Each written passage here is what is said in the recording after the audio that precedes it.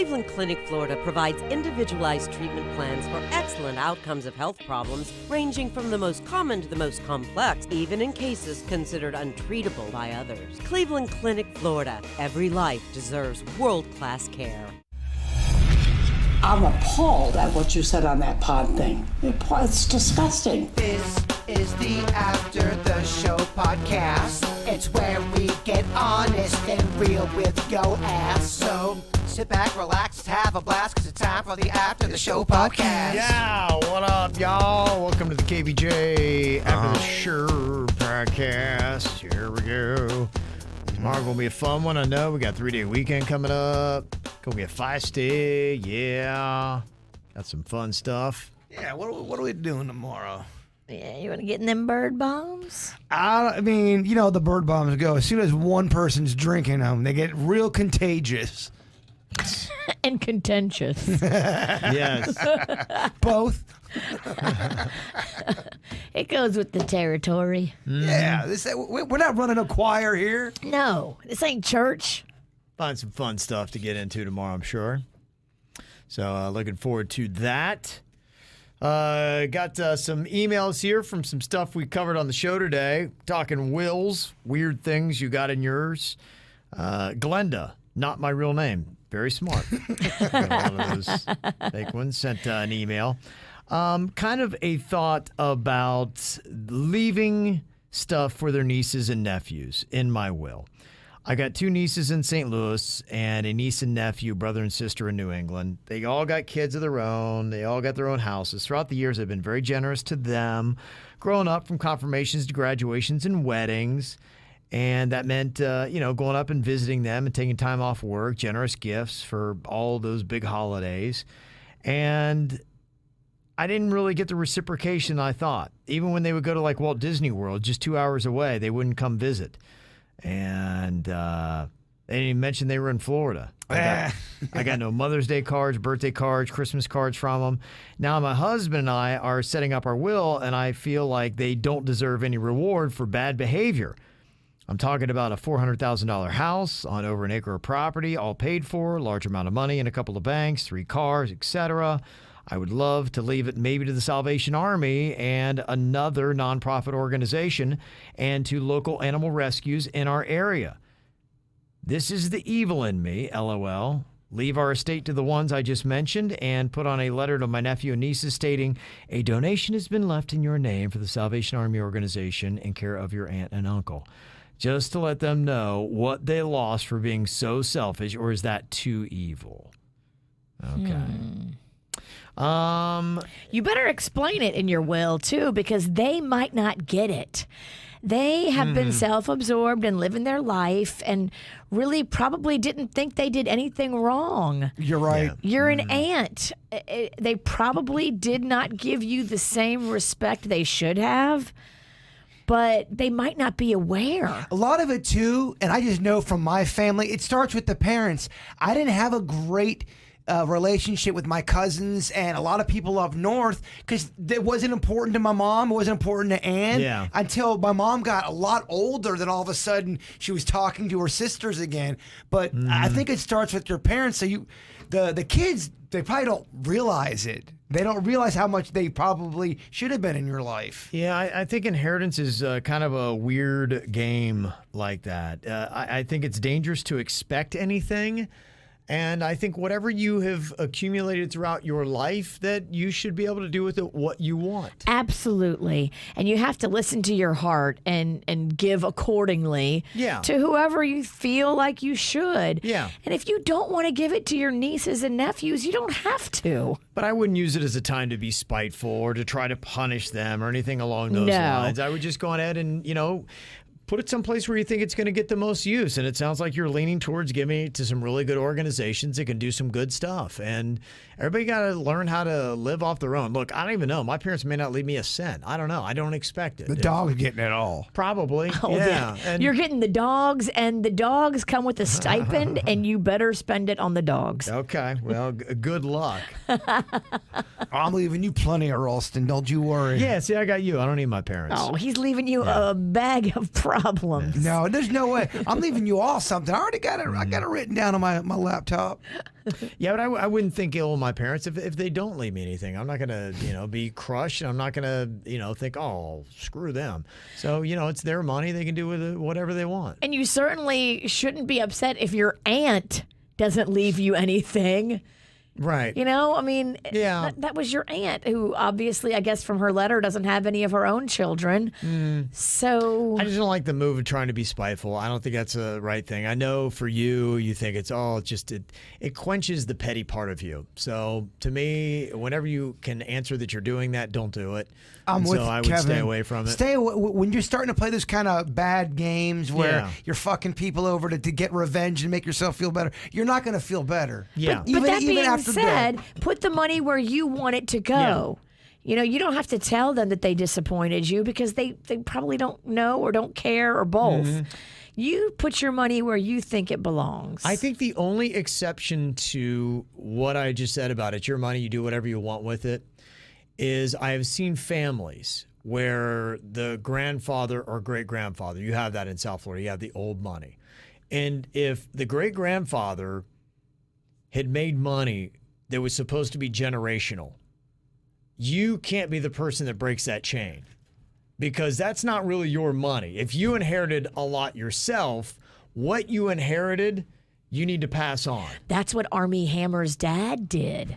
And that's why there's a big rift in Armie Hammer's dad's side because all the siblings are pissed because Armie's dad took all the money that was meant for all of them. Right. And that I don't know. That's not cool. No. Because let's say I had made all that money. My name's Wrigley and I had have 4 kids and you wanted all 4 of your kids to get it. I want my 5th generation to still have some of this money. I want the Wrigley name and this family to be taken care of. So I don't want like my asshole great-grandson to break the chain, hoard all the money, blow it all, and then say, oh, I'm going to give it all to a dog shelter.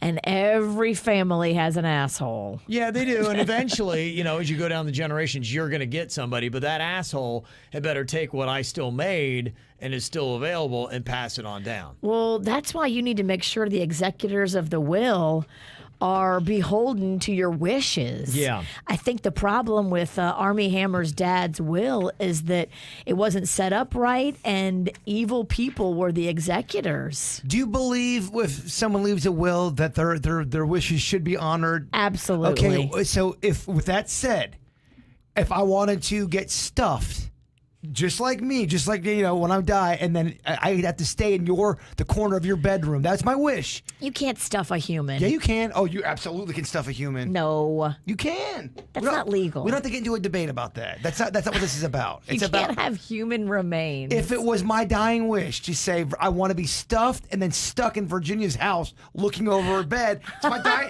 You just said it. It's my dying wish. Your reasonable dying wish. Yeah, well, you think he's going to have a reasonable wish? No. Any of them? There ain't going to be a reasonable piece of information on his will. Yeah, I was working on my will the other day. You both are real fucked. Well, you better make sure your ass gets that real notarized or nobody's going to do any of that shit. I got a guy.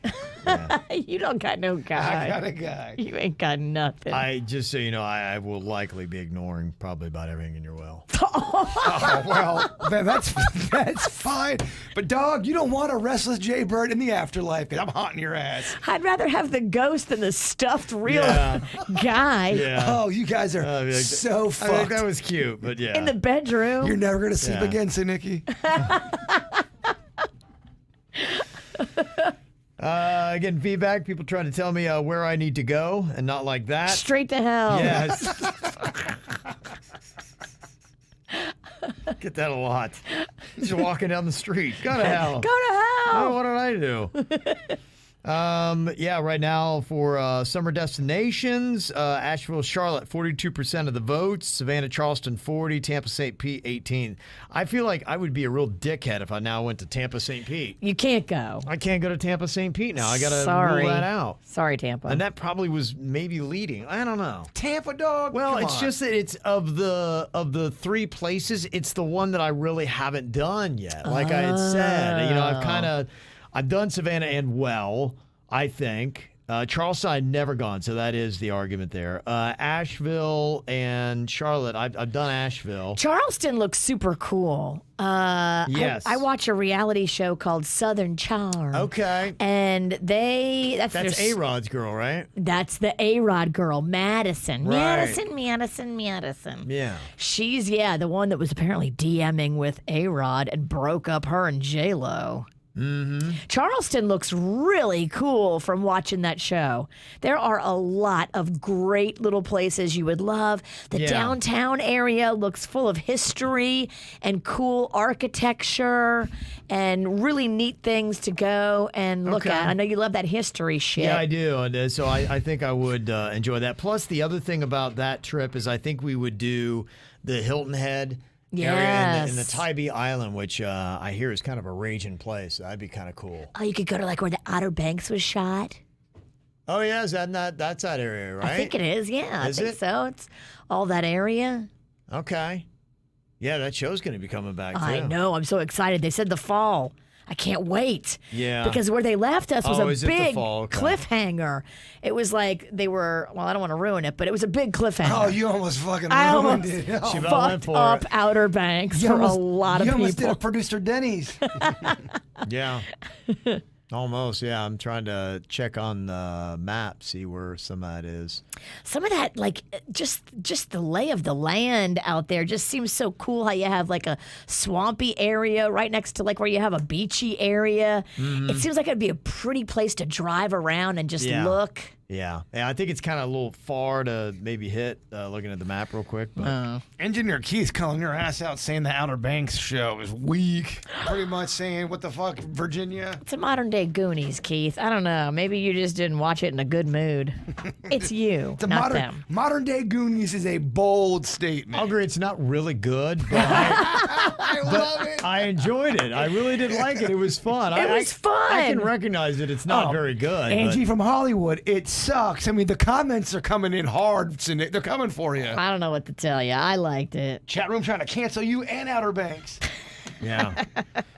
So Rachel had said, hey, I was born and raised in Asheville, and excited to hear Kevin was thinking about visiting this summer. And if you haven't been, you definitely should go, from the breweries, the restaurants, the Biltmore House, hiking waterfalls. You could fill every hour. A few weeks with some things to do. I love craft beer, and just the breweries are alone it's enough to keep you busy for a full week. Sierra Nevada is a must. That place is really impressive. I drove past it the last time, didn't even really realize it, and so you're right. That is a place that I need to go. Highland Brewing is the oldest brewery in Asheville, and they always have something fun going on. Pisgah Brewing is a big hit. The Pisgah Pale Ale is my absolute favorite. New Belgium Brewing in the River Arts District. Biscuit Head is my favorite breakfast spot. They got a few locations, always busy. And Rocky's Hot Chicken Shack. You'll love their wings. Ooh. That's a good pet name. Rocky's Hot Chicken Shack. That sounds delicious. Biscuit Head's a good pet name. Come here, little Biscuit Head. Mm-hmm. And she said, you could do Savannah Tybee Island, another one of my favorite spots. It's actually about halfway driving, so we often stop there for the night or two. So, yeah, maybe we could hit that for a night and then head on up to Asheville. So, yeah, I was kind of going through Asheville last night, just putting some places that look cool. I got 83 places already on the map. So, for a town that size, to have that many cool places to go hang out is pretty unreal. So, what days are you looking at? Is this June, July? don't know yet. Got to sort that out. There's a lot of questions we got to start asking Virginia to nail that down, because we're hopefully going to go with the whole family. So I got Nice. August, Kevin. yeah. I love that RV idea that the Queen had. Man, Yeah. that was sweet. That's the way to do it. Yeah, we were talking about that yesterday. She's like, but you're such a prima donna bitch anymore. She's like, you got to worry about your hair, and you can't take shits anywhere. And, she takes pride in that. You can't shit in the RV? I don't know that it necessarily has a toilet. I think that, you're talking bucket stuff, or you got to go, find... No, they have... RVs have a toilet? Oh, yeah. An RV, yeah, but she was talking about doing a Sprinter van. She likes that concept. Oh, well, if you're doing that, then you're shitting in your van. Do a real RV. Do like a RV with a shitter and a shower. So when are you guys taking the shit van? Yeah. Okay, you get a bucket. She had kicked that around, though. In fact, she was talking about doing that in the Keys. She's like, that might be a good idea. Take an RV to the Keys. They got those RV parks there. I love it. Okay. So, yeah, she's down with the RV. I think I'd be all right with that. RV's fine, right? They have some really nice ones. Yeah, you got this. Yeah. I think it's just a fun adventure, and then think of all the money you save on hotel. Yeah, I do agree on that. So I think that would be kind of cool. I would do that, but she thinks I'm too much of a bitch these days. I am a bitch. Yeah, you are a bitch, but she's not. And so, like, if you got, like, that's the one thing I worry about on one of those trips, like safety. But, I mean, if you've got the queen, she will whip the ass of anybody who tries to step to y'all. She's got that license. Whatever, you have to have a special license to drive big-ass machinery. She's got it. Perfect. Yeah. I want that license. You can barely drive it. Why don't you shut the fuck up, okay? And reel in the zingers. Good Lord. Sorry, zingers. These are truth bombs. Motherfucker, I'll drive you with 9 blindfolds on. Whatever. I'll drive you with my feet. It'd be interesting to see how you handle a big old rig. She's driven one of those massive RVs before. I took can it up to Virginia. I can handle rigs. I've driven an RV. I want a rig off, so let's do I bet you I could drive a school bus better than you. Bring it, bitch. Do we have any school bus connections? We want one. We want it filled with children. Let's go. There's the challenge. Yes. I bet I can drive that school bus better with my feet. Yeah, that's it. We take you on a mountain pass with a bus load of children. Kindergartners, sweet and innocent. Sweet, innocent children. Youngest. And you've got to get them to safety. Kevin, we both know Virginia's definitely a shittier driver than me. That's not true. If I focus, I will kill you. She's out of her mind. I have seen her flick people off where she's the one that cut them off. Say, fuck you. She's the one driving terrible, and then when they make note of it, then she's giving them the middle finger. Maybe they won the balls on that woman. Unbelievable. I've known to be aggressive. Yeah.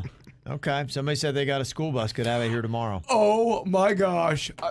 Can we please do this? You can't even drive stick. Dog, why don't you settle down? Can you drive stick? Yes, I can. It'd be a fun thing to watch. Yeah. Somebody could get it here. I'd love to see Bird try to maneuver a bus around. And this is my bus hat. Where are we going to get a bunch of kindergartners? That we might have to. I don't think we should do that. We have to scrap that part of it. Scrap that part. But yeah, get a bus here. That'd be great. Mm-hmm. Vivian had said, these RVs are super expensive to rent, so you really don't save any money on the hotel rooms. Really? That sucks. Mm-hmm. Okay, something to look into. I got Amanda here said, I know the Kevin and the Queen go walking on Palm Beach on Sundays. I'd love to take my daughter and walk as well. Is there a best place to park and start the walk? I know parking can be hard, so I was just hoping for a couple of tips. Thanks for any advice. We do Saturday mornings typically when we go, and I'll give up our secrets. We park near E.R. Bradley's, and then we walk the waterfront right there on the wall. Then we walk over what would be, I don't know the names of them, but the South Bridge. Yeah. Yeah, and then we walk from up there. Then we go on to, what's the name of the road? Nice road, the street. Worth Ave? Yeah. Then we take a right. As soon as we get over the bridge, we take a right. We go down. We go up Worth Avenue. We go to the beach. We walk down the beach. Then we walk over in front of the breakers, and then we take the North Bridge and back over. That's a long walk. It is. Yeah. They're the Ralstons. They walk hard. Yeah, we do. We walk hard. They walk like from here to Vero. That's a long ass walk. That's almost as long as the bike ride Panda takes on Sunday mornings after a weekend of drinking from Virginia. Yeah, I have to just get away from her bike ride. He drives 35 miles. But then he's always got to come back. You're right. It's the saddest drive home. It really is. So hard to go back. I even offered. I said, man, if you want, I can put that bike in my Jeep. I'll drive it back to Quest. It's like, no, man, I'll drive back. It's all right. Okay. Let me see. We got an email from Kim. She said, I got some questions. I've been listening to you guys since 2006. And as soon as your show ends, I switch to your sister country station. However, my sister who lives in Fort Myers recently introduced me to a country station, 93.7 Hell Yeah. During the Morgan Wallen issue, I was introduced to this. Anyway, the station is broadcasting from Sanibel, much smaller than West Palm Beach, and they can play whatever they want. They literally call out a local station called The Gator for not playing certain music besides Morgan Wallen, Gretchen Wilson, Reba, and other country stars. And they still have sponsors and say it in their tagline. Do we play it? Hell yeah. Hell yeah, 93.7. And you give it a I listen. kind of like that. And tell me what you think. And how do they have the freedom that you guys don't? Well, I mean, that's just a musical format thing. I don't know if it's necessarily it's about freedom, but it sounds like there was a radio format called Jack that came out, maybe 20 years ago. And it was a format that they had where we're going to be a radio station that we're going to get rid of this because, we are 97.9 WRMF. Radio stations have formats. They really dial them in to a specific kind of person. We can tell you who the core listener is and what their musical interests are. And they're really anal about keeping everything in those parameters. Yeah, they really are. And so we're a hot adult contemporary is the name of that format. Then you have contemporary hit radio, they call them CHR, or a top 40 station. You have ones that are called rhythmic CHRs, which they lean a little bit more dance or hip hop. Then you have the hip hop stations, and you have adult R&B, which we own one of those. But for that specific situation they're talking about, it sounds like they're not owned by a very large company, and that's almost kind of. I don't mean this as a knock, but more mom and pop kind of. They don't have. We have 19 bosses. You know what I mean? We have a whole corporation going on here that we have to answer to. We got too many bosses, if you ask me. They're probably They're probably a lot more renegade. Well, what I was going to say is probably what it is it's a country jack format is what I would guess. And the jack format was they broke the barriers of all the traditional formats and they play a little bit of everything. And so it launched, and people were like, this is great. They could play a little classic rock song here and play some Queen, followed by a Spice Girls song and all this kind of stuff. And people were like, I've never heard anything like this. And they loved it. And it was a novelty. Well, what is the truth about any novelty? It gets old. Novelties get old. And so the jack format, the same thing. It would launch in these cities, and people would go gaga over it because they never heard anything like it. And then about maybe a year later, people are over the novelty, and then the stations wouldn't do well because they're like, oh, they just play all kinds of random shit. And so people didn't really necessarily like it. And so that's why you have the dialed in specific formats that you do and the tight playlists that are going on. Also, when you get into bigger markets, it gets very competitive. And just even a little bit of a ratings point in the bigger markets. I mean, I even know going from West Palm Beach to Miami, there's more signals. It's more competitive. The spots cost more. Yeah, people lose jobs over just a tweak of something. Dang, so we got Keither in the chat room, WRMF. We repeat music frequently, and then it's We Real, motherfucker. Well, but then we've got our boss Randy West right below him answering back. Y'all can play what you want. I mean, Bird playing the Eagles on Valentine's Day. So Randy's cool with it. And she gets it, and it's like it's not.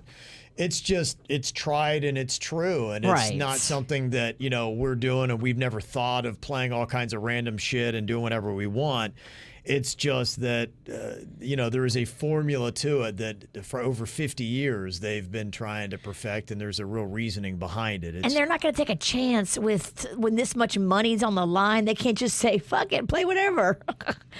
There's a real, a method to it because you got millions of dollars on the line. The point to it, they've done that, just to say what she's saying with this Hell Yeah station, which it is a small market. And when you have a small market, say 3 stations, you can get away with that stuff. The station I started on in Athens, Ohio, we played shitty music and we played all kinds of random stuff, and it didn't matter because there wasn't any competition.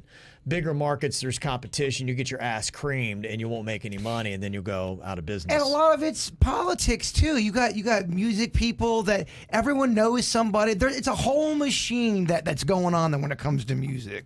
Yeah, so that's why they have what they have, and why we do that, and it's why everything is kind of done the way that it is. Sounds like fun. It's a great concept. Sounds like fun, but you won't make that much money. Well, I promise you, if I did a radio station, I played what I wanted to play, it would be the worst radio station. It would be terrible. We'd have the worst ratings. Nobody would listen to it. It would just be awful. So I like having the burden on Randy, who has to look at all the ratings and all the tests and all the research and all that kind of stuff to try to figure out what to play so that the ratings don't fall into the toilet. So. Yeah, and trust me, like with anybody, I listen to a lot of the music on WRMF. I'm like, going, gosh, how is this song still? I talked to Randy. She's like, gosh, how is this song big? There's a lot of songs. Trust me, if she got real honest, there's a lot of songs she has to program that she hates. Right, Randy? She's agreeing somewhere. It's the truth. Yeah, it is. Buckley had said, our boy Buckley, and by the way, thank you again, Buckley. I used that gift certificate to Total Wine. I got some tequila with that, so thank you. Lovely. Thank you. But he'd said, hey, Kev, I don't know if you knew this, your boy Dave Grohl was on Jimmy Fallon Monday night. I was aware that he was on there. I didn't see it. Denny's listened to the monologue they did, and he said it was terrible. Unlistenable, so I was going to play it if it was good, but apparently it wasn't. Dave Grohl did a monologue that was unlistenable? I know. You know what? I blame Jimmy Fallon. That's kind of surprising because Grohl usually brings it with whatever content. He's always amusing. So, like I said, it's Jimmy Fallon's fault. Yeah. What do you mean, Kevin? I'm sure he made it really awkward, and Dave's like, yeah, awkward. Dave was probably like, I want to leave. Yeah, Dave, you want to leave? Yeah. That's how it goes. Yeah. So there you go. But yeah, he has a documentary. I don't know which platform, maybe Amazon, coming out with his mom. Yeah, that'd be cool. And the one season, if you do like the Foo Fighters like I do, I might even go back and watch it. What was the one he did? They did a Foo Fighters album. Was it Studio City, Sound City? It was some kind of, I think it was on HBO. And they went around and recorded a different song. And they talked about the musical styles of that city and adopted the musical styles into that song. And it was just so enlightening and entertaining. And Sonic Highways. Yeah. Sonic Highway, yeah. Sorry, that's what fella. He laughs at something that's not even funny. Mm-hmm. From 2014. So there was some really great songs on that album, and you can go check that out. This is kind of a cool little thread. I think we'll probably ask our audience as well. What is a fun piece of music history that you know? Off the top of the dome, there was I believe it was the Billboard Music Awards, one of the big ones back in 1993, and they were running late, and Frank Sinatra was accepting a Lifetime Achievement Award, and they started playing his music, and they cut him off way too soon, and everyone in the back and everyone watching would go, "You're cutting off Blue Eyes? You don't cut off Blue Eyes, off Frank." That's fucked up." So Billy Joel was to go on soon after that, and he was playing River of Dreams, and there's a part in River of Dreams where there's a brief stop, and it goes back into the music. Yeah. Well, because it was live and they were trying to move it along, Billy Joel stops, and then he kind of pauses and starts talking to the audience. Goes, "Oh, valuable advertising going by."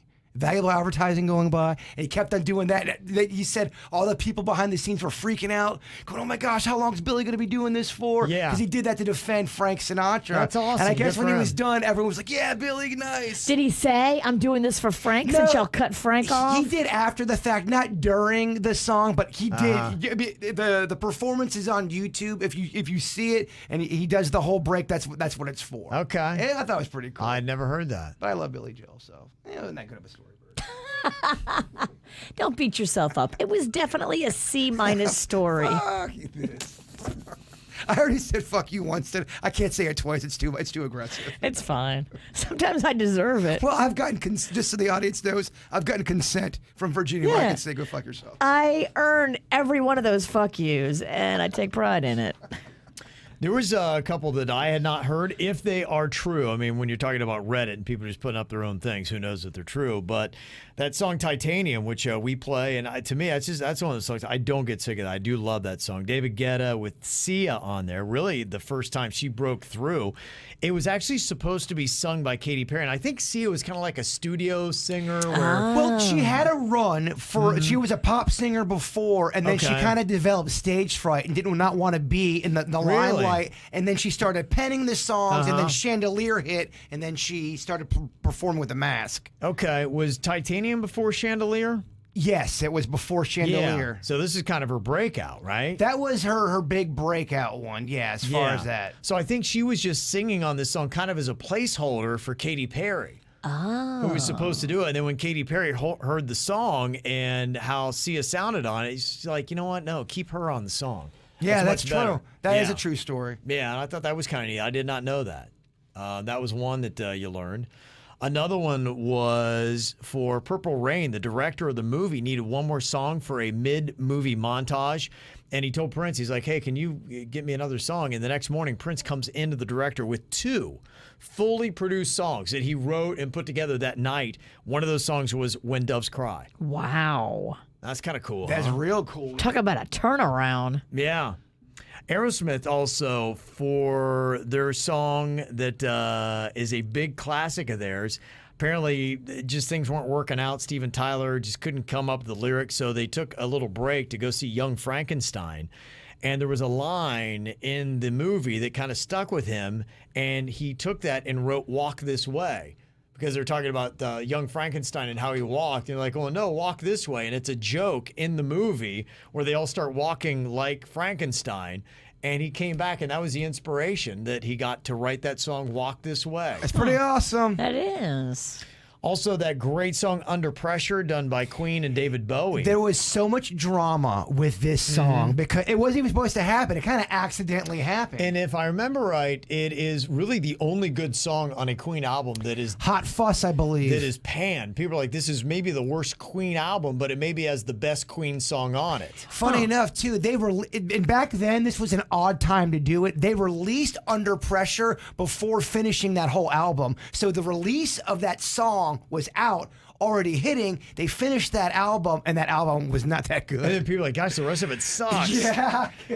And it has that bass line, that is in Ice Ice Baby.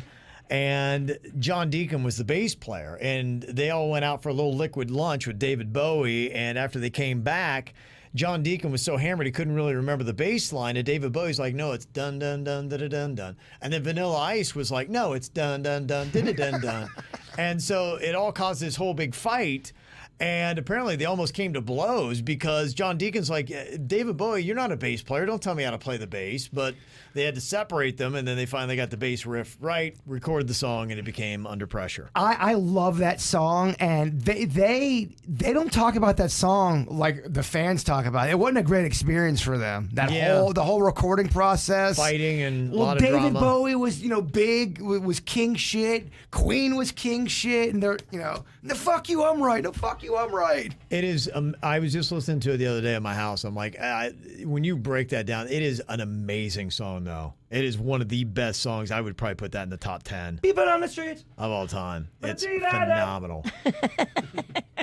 A couple other ones that maybe people know. I did know about these. Eric Clapton wrote Layla about Beatle George Harrison's wife, Pattie Boyd, and then she divorced George and married Eric Clapton. Oh, yeah. They were all poking each other left and right. Wow. There was kind of a prominent story. He sent that song out like a bat signal, and she came running. Yeah. But I heard a cool story about all that. George Harrison was really...